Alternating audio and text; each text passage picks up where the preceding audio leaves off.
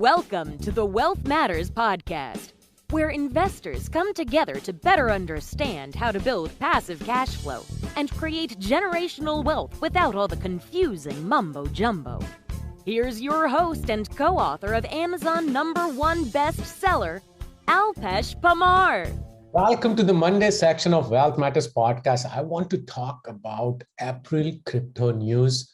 A lot has happened in April. Actually, crypto has been going down. We had the Bitcoin 2022 conference, and I covered Bitcoin 2022 conference in this video to check that out. But Bitcoin is, as of today, Bitcoin is lingering around 38,000. And of course, that means altcoins are getting slammed as well. So it's been going crazy. I think it will stay like this for a while. I thought, again, my thinking was that because of tax season, Bitcoin will go down. And the reason is a lot of people try to sell to pay for the taxes, right? Because they have to pay taxes to US government on all over the world, most probably around the same time. So it will continue to go down. And then I thought the Bitcoin 2022 would be huge. Actually, the conference would bring in a lot more new investors. Didn't happen. So now at this point, it's at 38,000. And just looking at overall picture, it looks like it may go down even further, maybe close to 32 grand or something in near future.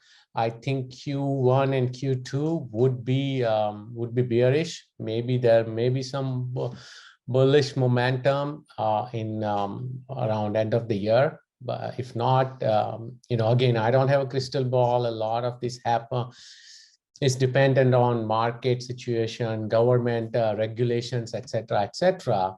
But a lot of news happened, as I said. The veteran analyst Peter Brandt is saying actually that just looking at the charting pattern, Bitcoin could hit 28,000. Recently, Elon Musk, who is trying to buy Twitter and kind of has already bought Twitter, says that Bitcoin is a liquid alternative to cash right now. It's even better than cash. So again, a lot of good news have been happening, but that's not transpiring into a bullish momentum for Bitcoin and cryptos, right? WeChat is now accepted as payment in lots of stores worldwide, thanks to new partnership as well. So that's another good news. The Bitcoin miners are struggling right now, especially if you see Marathon Digital, Riot Blockchain. They have all been down about 60 to 70% from their peak. Even more than how Bitcoin has gone down, right? So that's another thing. One Twitter user recently sold a web domain for $500,000 to a crypto exchange. So, and you know how much profit he made? 3.1 million% profit he made from that one domain. When it is giving away 1,000 Ethereum NFTs and it's asking that you don't sell them, right? I don't mind if I'm getting it for free. Lots of DeFi sector have been getting hacked. Over 1.57 billion of exploits already happened in 2022, and that's over 2021 record right now. A lot of meme coins are also down. Dogecoin did good. Then SafeMoon is down 96.5% from all-time high. Another thing, I think a lot of altcoins are going to struggle soon. So keep an eye if you are invested in altcoins like me as well. One of the coin which did pretty good, which I should have bought, one of my close friend and crypto enthusiast asked me last week. I did not, and that was ApeCoin, APE, because Yuga Labs, who owns PAYC and MAYC NFTs, they decided to drop ApeCoin to all airdrop to all the BAYC and MAYC holders. And then they said that they are working on some kind of the other side, a new world application for those ApeCoins. So so the ApeCoin value went up in last week. When I was watching, ApeCoin went up 30% in a day. It went from $16 to $13, and all the way up, all the way to like, I think $24. So keep watching ApeCoin. Again, I'm not recommending buy, but keep watching because Once these NFT companies, they start putting some utility behind it, of course, the value of that coin will continue to go.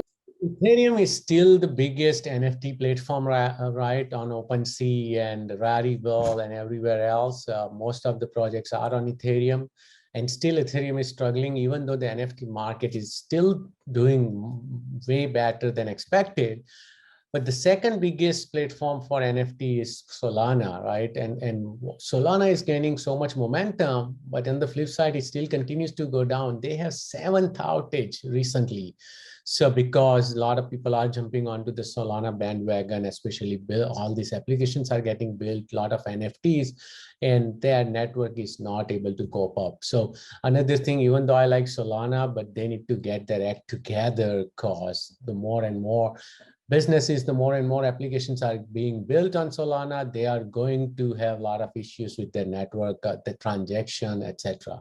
XRP price is rebounding after worst month since June 2021. I'm not sure if major recovery is coming, but it's finally getting there. Again, it will all depend on the bigger crypto market, right?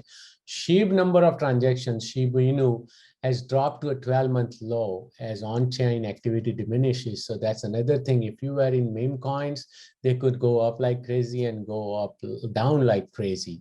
So lots of issues and on that side as well. I'm going to continue to watch.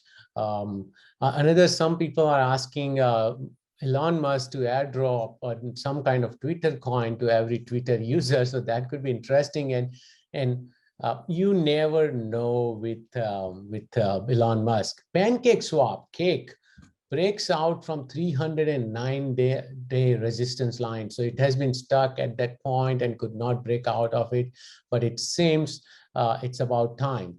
And of course, as I have mentioned before, cryptos are still tied to somehow NASDAQ or the tech stock market. So NASDAQ went up a bit. And then I saw crypto market as well went up a little bit, right? But on the crypto.com, it's weird. They have a card, right, which a lot of consumers use. They slash rewards on its card. And as soon as they did that, CRO, their coin, crypto.com's coin, hits year to that low, right? So it's the lowest in 2022. So, and ApeCoin, when I mentioned it went up, it also suddenly went down because double digit actually after this NFT land sale, which happened on Yuga Labs. So that was bound to happen. So keep watching that. I think it may go up and down constantly, but will be interesting. Indian IT Ministry directs all the crypto exchanges to store users' data for 5 years. So this is, again, another government trying to keep an eye on all the crypto users. So these are some of the news. Let me know what you guys think. And of course, feel free to comment, like, and subscribe. Thank you so much for watching. Thanks for listening to the Wealth Matters podcast. If you enjoyed it, please leave us a 5-star rating on iTunes so others can enjoy the show too. Have a great week and happy investing!